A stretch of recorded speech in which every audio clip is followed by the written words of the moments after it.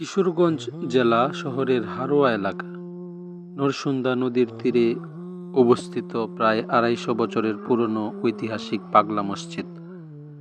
জনশ্রুতি আছে, মহাবীর ঈশা খানের অধস্তন পুরুষ দেওয়ান জিলকদর খান ওরফে জিলকদর পাগলা দুনিয়াদারি ছেড়ে আধ্যাত্মিক সাধনায় এই মসজিদে মানত কিংবা দান খয়রাত করলে মনোবাসনা পূর্ণ হয়, এমন বিশ্বাস থেকে বিভিন্ন বয়সী হিন্দু মুসলিম সহ নানা ধর্ম বর্ণের নারী পুরুষ মানত নিয়ে এখানে আসেন। তারা নগদ টাকা পয়সা, স্বর্ণ রূপার অলংকারের পাশাপাশি গরু, ছাগল, হাঁস মুরগি দান করেন।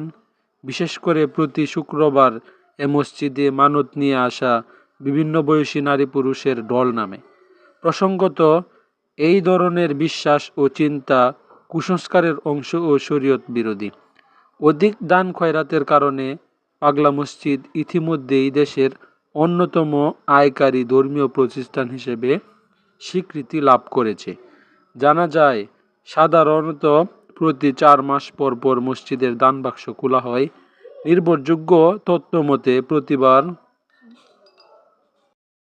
প্রতিবার দান বাক্স খোলার পর অন্তত ১.৫ কোটি থেকে ২.৫ কোটি টাকা পাওয়া যায়। এছাড়াও আরও পাওয়া যায় dollar, euro, Saudi Real, yen,